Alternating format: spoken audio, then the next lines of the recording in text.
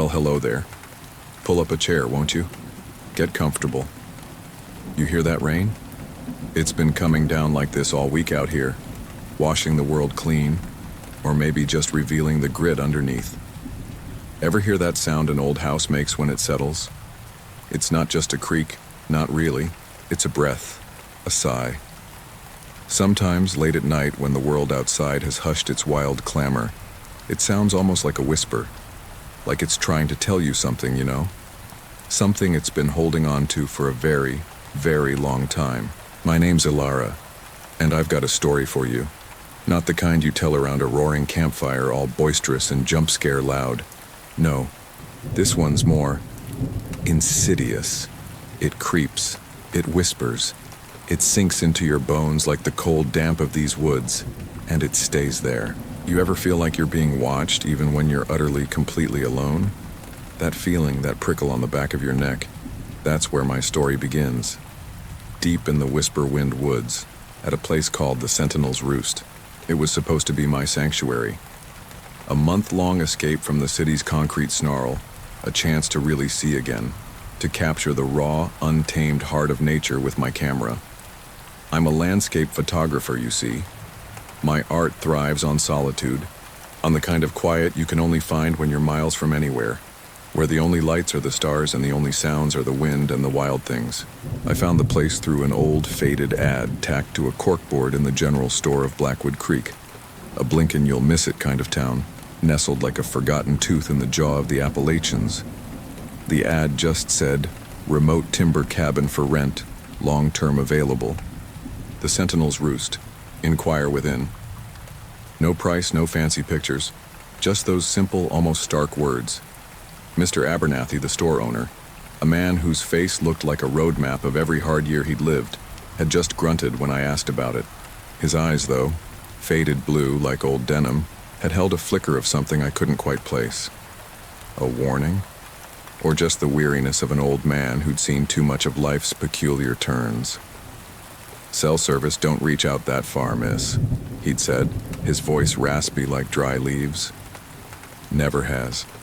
The land don't take kindly to newfangled things." He chuckled then, a dry, reedy sound before giving me directions that involved following the old logging road till it looks like it ends, then keep going. My rental pickup truck, a battered old Ford that rattled like a can of loose screws, complained all the way. The road, if you could even call it that, dwindled from cracked asphalt to packed dirt, then to a pair of muddy ruts swallowed by encroaching weeds. And then the rain started. Not a gentle summer sprinkle, mind you, but a cold, driving downpour.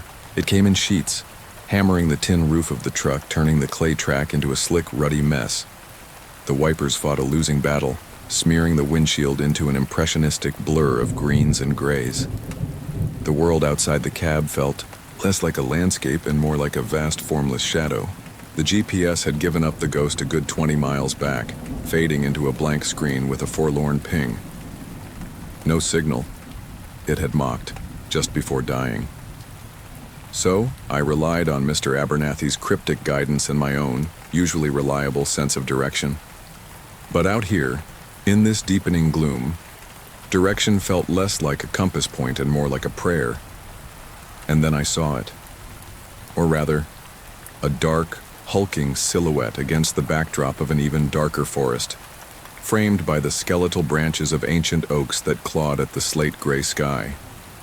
The cabin, the Sentinel's Roost. It wasn't the quaint, rustic image I'd painted in my mind, the one that had drawn me here in the first place. No, this was something older, something heavier.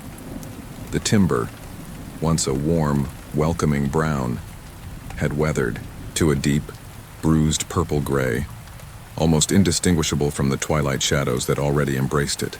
It looked less like a cozy retreat and more like a hunched beast, waiting patiently in the rain. I killed the engine. The sudden silence that fell was deafening, save for the furious patter of rain and the low, mournful whistle of the wind sweeping through the surrounding fields of tall, wild grasses. It sounded like a collective sigh or perhaps a lament. The air, thick with the scent of wet earth and pine, held an unusual chill that pricked at my skin despite the truck's heater. Just nerves, I told myself, tightening my grip on the steering wheel, knuckles white. You're finally here. This is what you wanted. Isolation. Raw, unfiltered nature. But as I stared at the sentinel's roost, a shiver traced a path down my spine that had nothing to do with the outside cold. The single, lonely glow of the cabin's porch light, a bare bulb casting a sickly yellow hue, seemed less like an invitation and more like a defiant stand against the ink-black night. It flickered almost imperceptibly, a momentary wink into the growing darkness, before settling back into its pallid hum. The screen door, I noticed, was ajar, rattling softly in the breeze, swinging lazily back and forth like a forgotten pendulum, keeping time for an audience that had long since departed. Had Mr. Abernathy left it open? Or... I pushed the thought away, grabbing my backpack and my precious camera bag, the weight of the lenses a comforting, familiar anchor against the growing unease. The ground beneath my boots was a muddy, squelching mess, each step pulling at my resolve, threatening to suck me down into the earth itself. The porch steps creaked a protest under my weight, a low, drawn-out groan as the old timber settled deeper into the damp earth. Every single plank seemed to sigh, as if overburdened by the weight of time, or perhaps something more. The front door, heavy and dark, was unlocked. I pushed it open, and an immediate rush of cool, musty air greeted me, carrying with it the faint scent of old wood, dust, and something else. Something vaguely metallic, like forgotten pennies left out in the rain, mixed with a sickly sweet undertone that made my nose wrinkle. It was like the smell of a forgotten attic, tinged with something organic. Hello? My voice, usually strong and clear, sounded thin, swallowed by the oppressive stillness of the interior. There was no echo, no reverberation. It was as if the very walls absorbed sound, hoarding it, keeping it close, keeping it. The living room was sparsely furnished exactly as the listing had described. A worn leather armchair, its cushions flattened and stained, a heavy, unadorned wooden table scarred with countless rings and gouges, and a massive stone fireplace, black with years of soot, a cavernous maw staring out into the room. A single glass-paned oil lamp sat on the table, offering a feeble, flickering light that did little to dispel the shadows clinging to the corners of the room. A thick layer of dust coated everything, bearing testament to the fact that cleaned weekly likely meant cleaned last decade. Or maybe never. I dropped my bags with a thud. The sound, usually so resonant in an empty space, was oddly muted, absorbed by the silence. It wasn't just the absence of noise, it was a presence, heavy and watchful. My instincts, honed by years of solitary travel in remote locations, pricked. This wasn't just an old house, it was a waiting house. I made a quick circuit, checking the 2 bedrooms, the small, cramped kitchen, and the single bathroom. All were similarly Spartan, filled with the same musty scent and heavy silence. The windows, thick with grime and streaked with rain, offered only distorted glimpses of the rain-lashed woods, making the outside world feel even more distant, more inaccessible. It was like looking through ancient, watery eyes. Back in the living room, I tried my phone again. No signal. Of course, just as Mr. Abernathy had warned. Cell service don't reach out that far, miss. Never has. The land don't take kindly to newfangled things.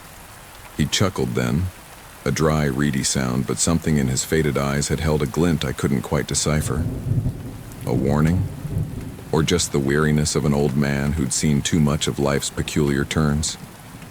I forced myself to unpack, to bring a semblance of order to the cabin.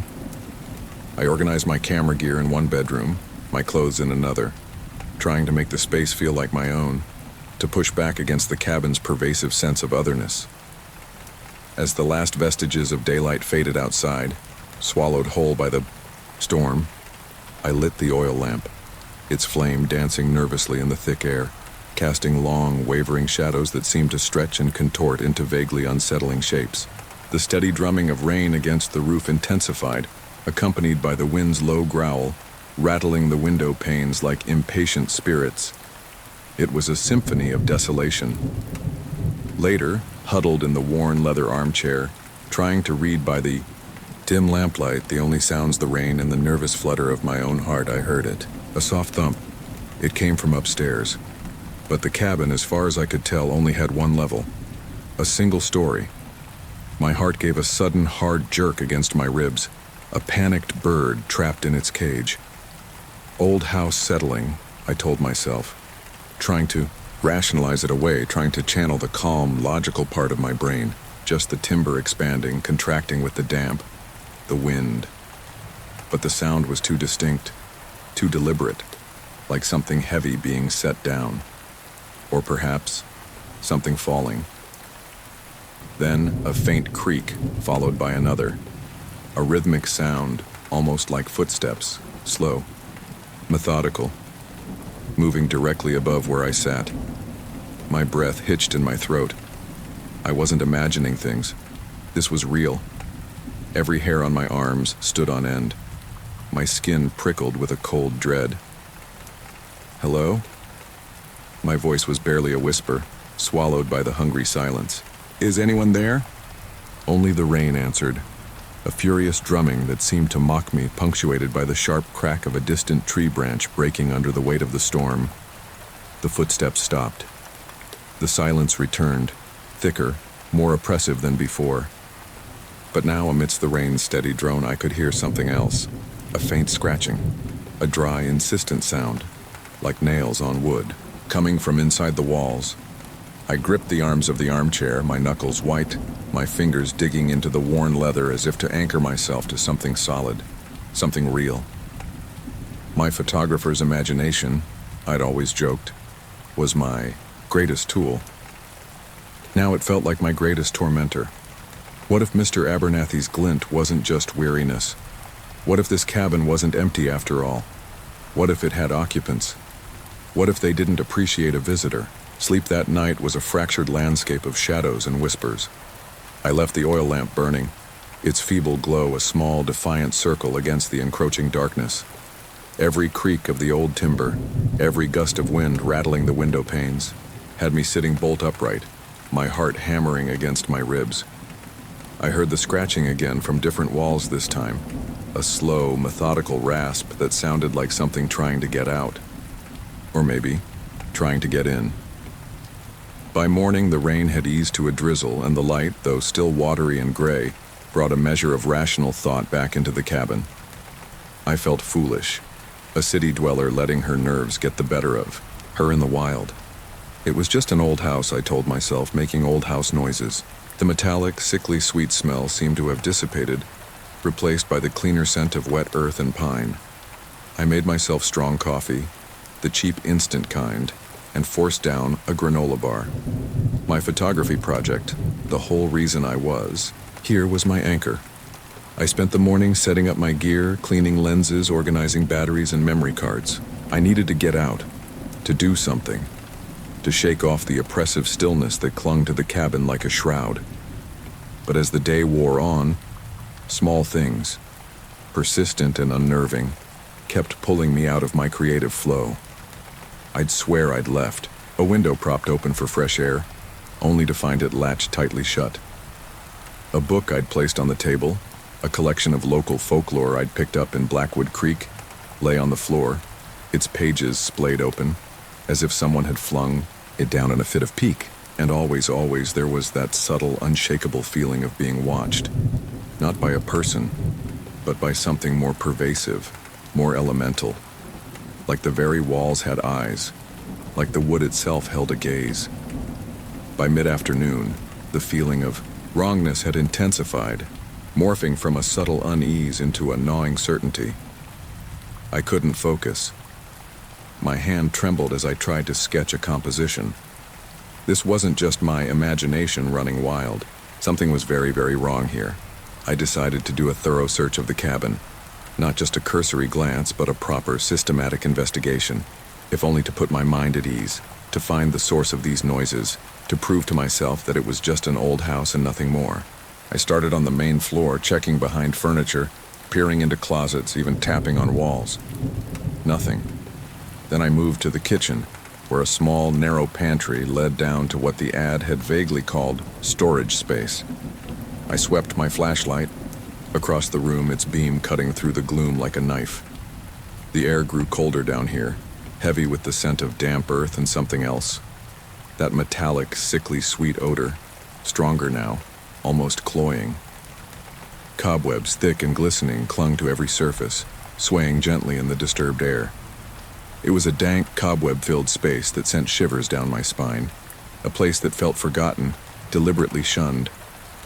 As my flashlight beam danced across the far wall, something caught my eye. A section of the rough-hewn timber wall looked off. The planks didn't quite match the rest. They were slightly lighter, less weathered, as if they'd been replaced. Or, more disturbingly, as if they were a relatively newer addition to a very old structure. My heart, already thrumming a frantic beat, quickened its pace. I approached it, my boots crunching softly on the loose dirt floor. Up close, I could see it clearly. The mortar between the planks was indeed newer, not as weathered, not as integrated into the ancient wood around it. It stood out, a jarring patch on the cabin's aged skin. With trembling hands, I pressed against it. To my horror, it moved.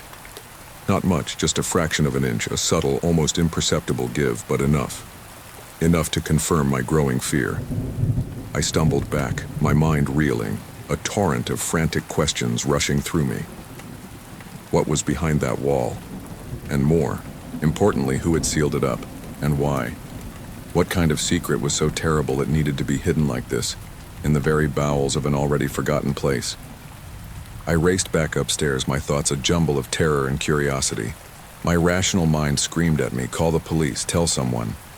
But what would I say? That I had a hunch there was something sinister hidden in the basement wall of a cabin miles from civilization with no cell service? They'd think I was crazy or worse, making it up for attention. And who would I even call? Mr. Abernathy, whose cryptic chuckle now seemed laced with sinister knowledge.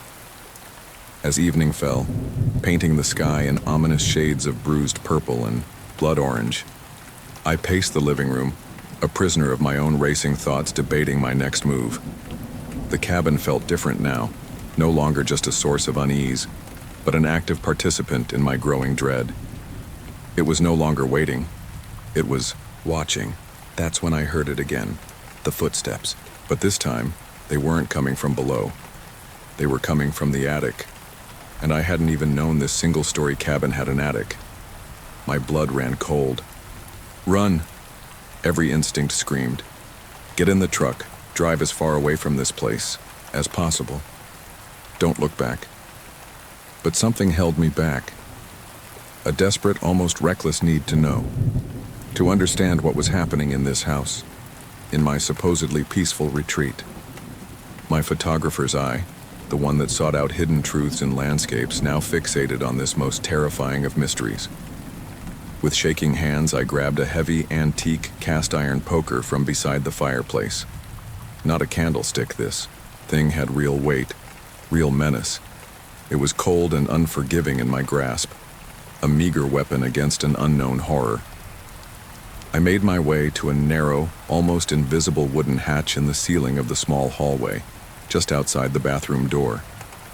I hadn't noticed it before, hidden so cleverly by the dark timber. Each pull on the latch, each creak of the old wood as the hatch slowly, reluctantly opened, seemed deafening in the sudden, absolute silence. My presence, and the sounds I made, felt like an announcement to whatever waited above. The attic was pitch black, a cavern of absolute darkness. The beam of my flashlight, which I now clutched along with the poker, barely penetrated the gloom, quickly swallowed by the oppressive void. Dust motes danced in the light, stirred up by my presence and by something else. A subtle current in the air, a breath that wasn't mine. And there, in the far corner, something moved. A shadow, darker than the surrounding darkness, shifting, writhing, like a tapestry of deeper night unraveling. "Who's there?" I called out, my voice barely above a whisper, laced with a fear so profound it made my knees want to buckle. The shadow stilled. Then slowly, terrifyingly, it began to take shape. A figure, hunched, twisted. It turned to face me. I caught a glimpse. Pale, sunken eyes reflecting the dim light of my flashlight with an unnatural, sickly sheen. skin stretched, tight over bone, a gaunt, almost skeletal visage, and a mouth. A gaping void where lips should be, yet somehow conveying a silent, predatory smile. I screamed. The sound tore from my throat, raw and desperate. I stumbled backward, my foot catching on something, a loose floorboard, a forgotten trunk, sending me crashing to the dusty floor. The heavy poker clattered away, rolling into the shadows, leaving me defenseless. The figure moved towards me. Its movements were jerky, unnatural, a marionette with tangled strings. I scrambled backward, desperately searching for anything to defend myself, my hand closing around something cold and metallic. It was my flashlight, thankfully.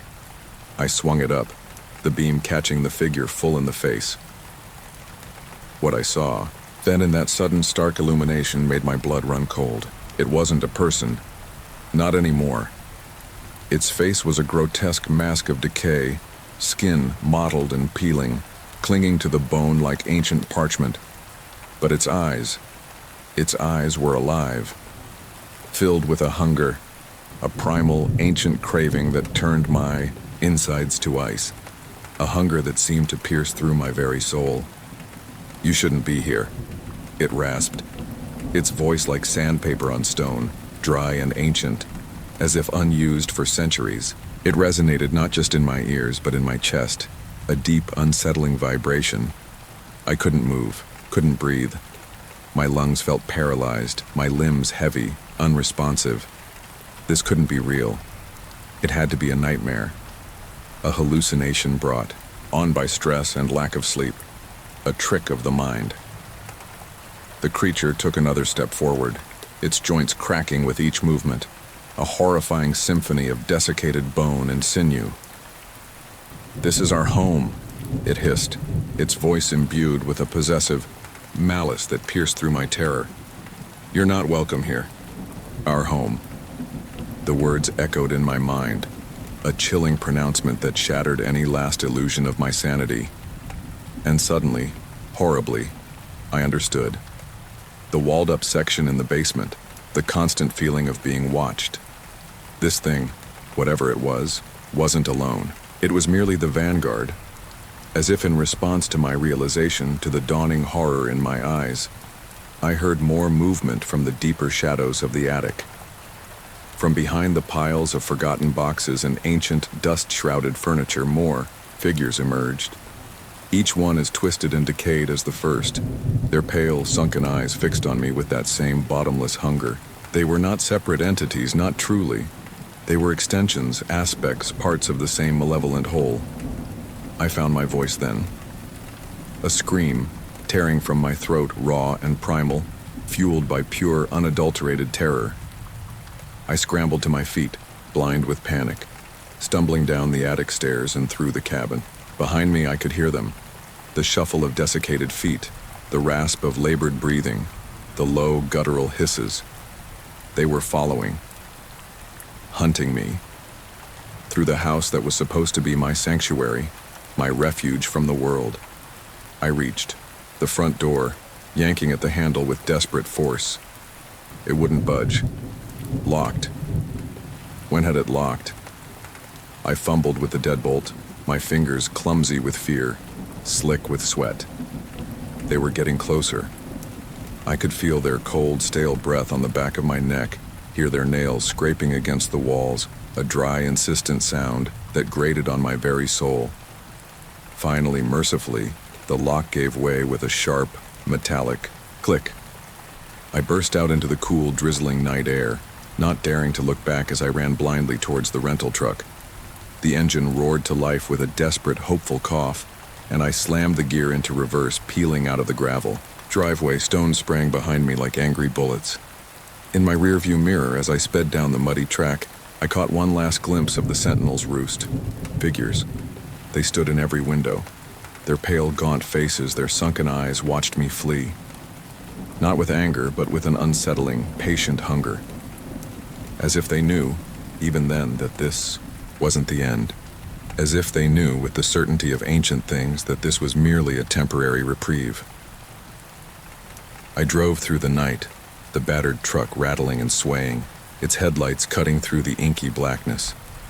I didn't stop until the first pale slivers of dawn began to paint the horizon, filtering through the dense canopy of trees. Only then, in the harsh, revealing light of day, did I allow myself to think about what had happened. To breathe, really, breathe, for the first time in what felt like an eternity. I never went back to that cabin. I left a vague, terse message with Mr. Abernathy, citing unforeseen circumstances and a change of plans. He just grunted again, that dry, reedy chuckle, and said, "Figured as much.